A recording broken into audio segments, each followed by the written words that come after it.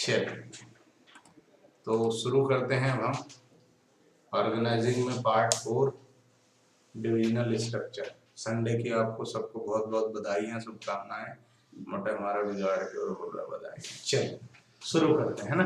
देखो divisional organisation का मतलब क्या था कि आपके पास जो रिसोर्सेस हैं उन रिसोर्सेस को इकट्ठा करके आपने जो प्लान बनाया है उसको इम्प्लीमेंट करना ऑर्गेनाइजिंग है ना।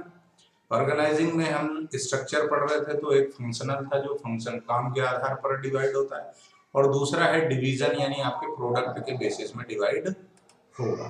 बराबर है। तो प्रोडक्ट के बेसिस में डिवाइड होगा मतलब when jobs related to one product are grouped under one department it is termed as divisional structure। जब आपके पास जो काम है उस काम से रिलेटेड जितने भी चीजें हैं, जैसे मान लो कि आपको एक प्रोडक्ट बनाना है, कार बनानी है, ठीक है, तो कार मैन्युफैक्चरिंग से रिलेटेड जो भी काम होगा उसको आप क्या करोगे, एक डिवीजन में डाल दोगे। जैसे कार में क्या लगते हैं, पार्ट्स, और उनको क्या बोला गया है, ऑटो पार्ट्स, है ना। तो ऑटो पार्ट्स का एक अलग सेक्शन कर दिया आपने। ऐसे जाओगे जब आप बड़े बड़े मॉल्स में जाते हो, मतलब बड़ी बड़ी जैसे मेट्रो होलसेल हो गया, बेस्ट प्राइस हो गया, डी मार्ट हो गया, तो वहां पर सब सेक्शंस अलग अलग होते हैं। स्टेशनरी का अलग होता है, किराने का अलग होता है, कपड़े का अलग होता है। बराबर है। तो इस हिसाब से यदि डिवाइडेशन हुआ है ऑर्गेनाइजेशन का तो क्या कहलाता है, डिविजनल स्ट्रक्चर। बराबर है। जैसे किसी दुकान में गए तो men's wear, women's wear, child wear ऐसा रहता है ना। बराबर है ना। ठीक। चलिए, this type of structure is suitable for large organisations.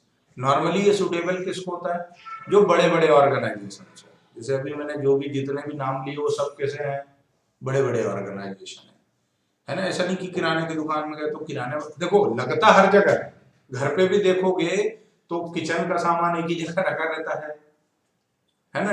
हाँ, डिविजनल स्ट्रक्चर, ठीक है। Which have various product line or several products. जब आपके पास प्रोडक्ट लाइन बहुत सारी हो तो फिर आपको क्या करना पड़ता है, डिवीजन करना पड़ता है वर्क के बेसिस में। Under this method a separate business unit or department or division is created for each major product। हर बड़े प्रोडक्ट के लिए, मेजर हर बड़े प्रोडक्ट के लिए क्या करना पड़ता है, एक सेपरेट यूनिट बनानी पड़ती है जिसको डिवीजन बोल दिया।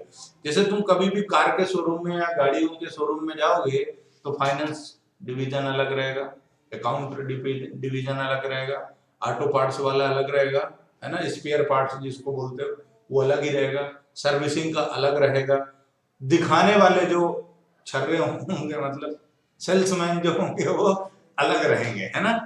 ऐसा each department is headed by divisional manager. वहां पर फंक्शनल मैनेजर होता है, यहाँ पर डिविजनल मैनेजर होता है, who has to carry out all functions activities related with the department. each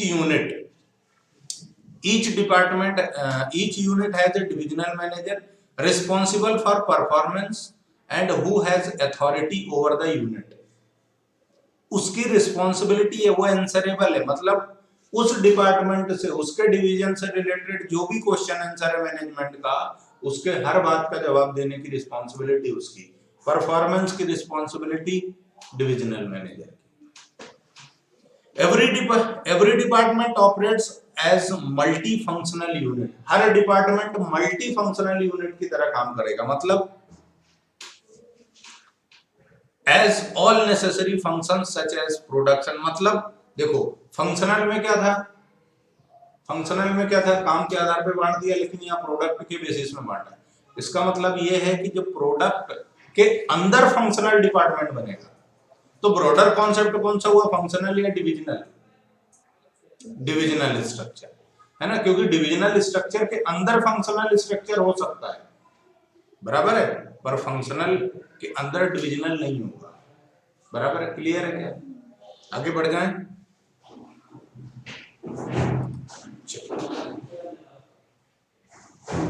Each division is self-contained as it develops expertise in all functions related to a product line।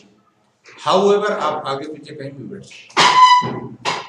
However functions may vary across divisions in accordance with a particular product line। मतलब divisional में functional structure होगा और वो हो, ऐसा जरूरी नहीं कि वो बहुत सारे फंक्शन करे, है ना, मतलब बहुत सारे प्रोडक्ट लाइन पर डील करे। वो सिंगल प्रोडक्ट लाइन के लिए भी फंक्शनल स्ट्रक्चर क्रिएट हो सकता है। कहाँ? Divisional structure. क्लियर है क्या? नहीं समझ में आएगा तो बोल देना है। Each division work as profit centre, और हर डिवीजन एक प्रॉफिट सेंटर यानी एक यूनिट की तरह काम करेगा। मतलब सेपरेट है, उसका इंडिविजुअल, उसका खुद का, उस डिवीजन का, जैसे स्पेयर पार्ट है तो स्पेयर पार्ट का खुद का प्रॉफिट लॉस कैलकुलेट होगा। पूरे ऑर्गेनाइजेशन का तो निकलेगा ही सही, लेकिन डिवीजन वाइज भी क्या होगा? प्रॉफिट और लॉस का कैलकुलेशन होगा। और ये देखा जाएगा कि ये कई बार देखना, जो शोरूम होते हैं ना, बहुत सारे फंक्शन धीरे धीरे बंद कर देते हैं कि हम ये वाला काम नहीं करते, है ना। सर्विस यूनिट हमारी अलग है। पहले क्या होता है, जैसे खोल लिया, है ना, फिर सर्विस सेंटर भी डाल लिया, स्पेयर पार्ट भी डाल लिया, फाइनेंस भी करने लगे। पर वो जब डिवीजन वाइज एनालिसिस करते हैं और उनको किसी डिवीजन में लॉस होता है तो उस यूनिट को क्या कर देते हैं? बंद कर देते हैं कि ये काम यहाँ नहीं करेंगे, ये दूसरे को दे दो। क्यों? क्योंकि लॉस जा रहा है, सैलरी नहीं निकल रही उस डिवीजन की। बराबर है? ठीक है। मैनेजिंग डायरेक्टर देखो, एक बड़ी कंपनी के अंदर क्या डिवीजन होगा? Managing director. Cosmetic department, foundation, garments, garments कपड़े का अलग, है ना, कॉस्मेटिक अलग, फिर फुटवियर अलग, और केमिकल्स अलग। अब जैसे कॉस्मेटिक के अंदर फिर क्या आएगा? Production, purchase, finance, marketing. यानी डिविजनल स्ट्रक्चर में क्या गया? फंक्शनल, है ना। डिविजनल में क्या गया? फंक्शनल। फिर गारमेंट में भी सेम, सब में same same. Suitability of divisional structure, please suffocation type. मेरे को आपने बताया नहीं था कि आप भी क्लास लोगे ना होगा। सुबह तो अपनी बात ही नहीं। बंद करो और पंखा चालू करो। नीचे वाली क्लास ले लो ना यार, सबसे नीचे।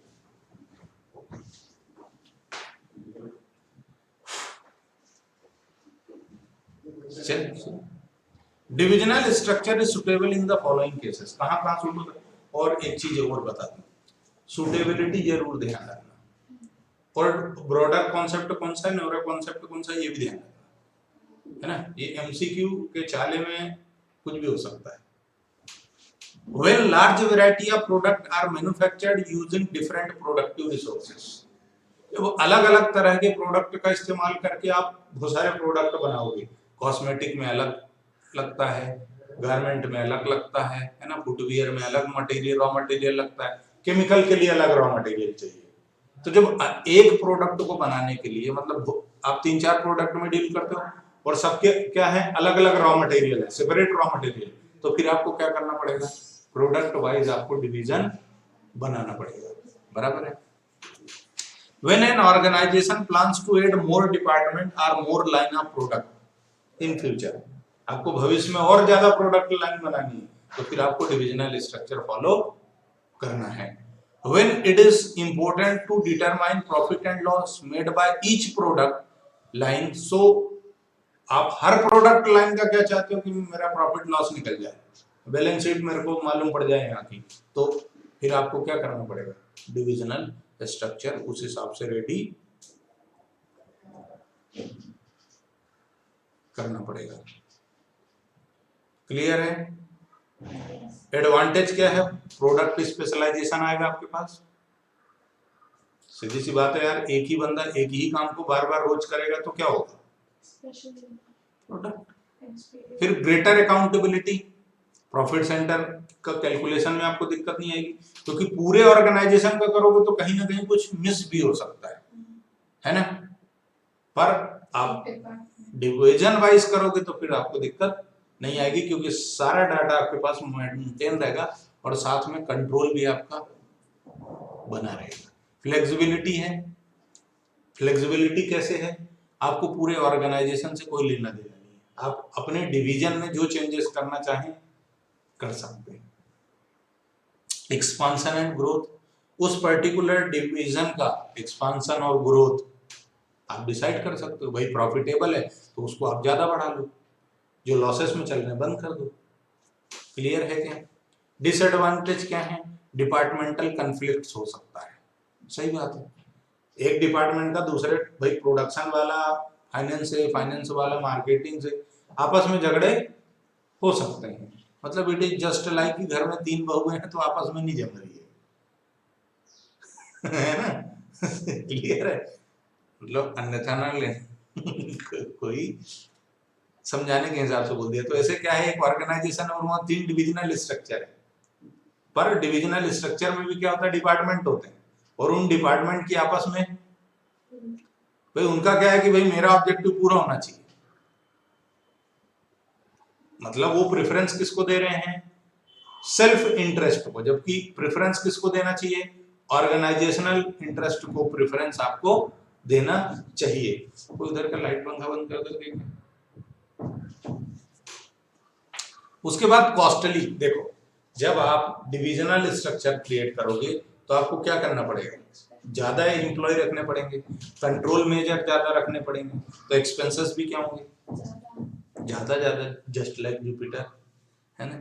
इग्नोर ऑर्गेनाइजेशनल स्ट्रक्चर इंटरेस्ट, आप क्या करोगे?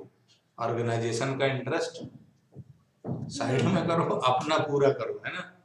ठीक है, अब मैं डिफरेंस की बात मैं नहीं करूंगा, पहले ही थोड़ा बहुत कर लिया अपन।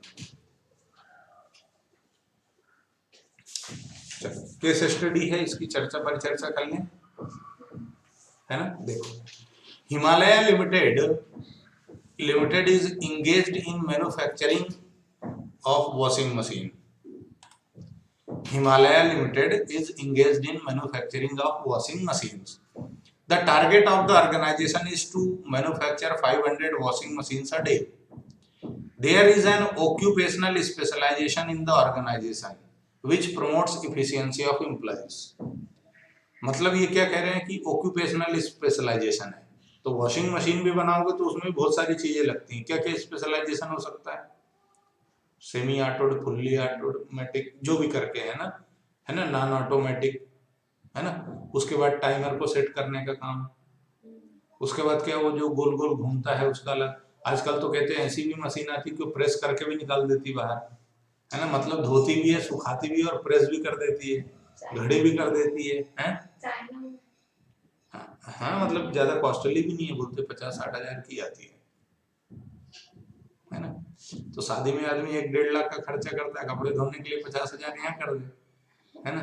जरूरत नहीं है टेंशन। फिर खाना भी आजकल ऑटोमेटिक बन जाता है क्या? क्या करना पड़ेगा जरूर। चलो आगे बढ़े। There are occupational specialization in the organization which promotes efficiency of employees.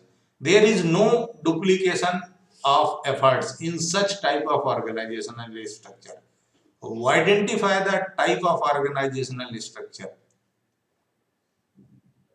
अरे डिविजनली होगा, डुप्लीकेशन नहीं हो रही ना, कि फंक्शनल है? फंक्शनल है कि वो है फंक्शनल में क्या करते हो आप? काम के आधार पे बांट देते हो ना। यहाँ पर भी क्या किया है? ऑक्यूपेशनल बोला ना, ऑक्यूपेशन। ऑक्यूपेशन मतलब क्या? फंक्शन। ऑक्यूपेशन का मतलब क्या होता है? फंक्शन। ठीक है, हो चल, एक तो बहुत हो जाती है। फॉर्मल एंड इनफॉर्मल आपका क्या कहना है? ओमिटेड है। फॉर्मल और इनफॉर्मल ओमिटेड है। जो सीबीएसई से है वो एमपी बोर्ड से भी ओमिटेड है, सिलेबस दोनों का सेम एग्जैक्ट। ओमिटेड है क्या? थोड़ा थोड़ा इंट्रो ले लो, हाँ चेक कर लो, तब तक अपन इंट्रो ले लेते हैं।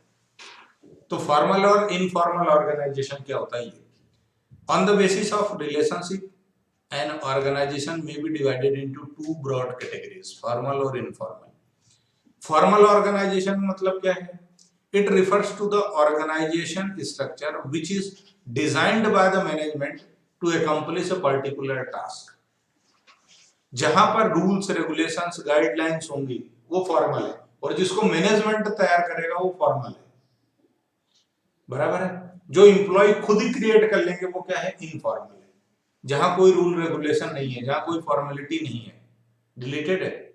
ठीक है, बेसिक इंट्रोडक्शन तो जरूरी है।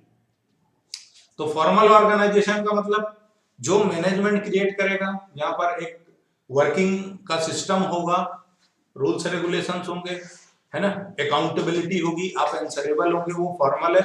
और जहां पर ऐसा कुछ भी नहीं है वो क्या है, इनफॉर्मल है। आपने मजे लेने के लिए कोई बना लिया, जैसे ग्रुप बन जाता ना तुम लोगों की क्लास में भी, तो जब फॉर्मल और इनफॉर्मल स्ट्रक्चर ही नहीं है तो इसका एडवांटेज डिसएडवांटेज तो होगा ही नहीं। इनफॉर्मल और क्या है फिर, ये वाला पूरा रिलेटेड है, फिर डेलीगेशन। अच्छा ये मतलब ये केस स्टडी में हमारे काम की, ये concept of delegation. This is delegation of authority. इसके बाद क्या बचा है, सेंट्रलाइजेशन और डिसेंट्रलाइजेशन। हाँ, सेंट्रलाइजेशन एंड डिसेंट्रलाइजेशन। चलो, तो डेलीगेशन ऑफ अथॉरिटी की बात हम शुरू करें या इस लेक्चर को यहीं खत्म कर दें? इस लेक्चर को हम यहीं खत्म कर देते हैं, नया शुरू करेंगे।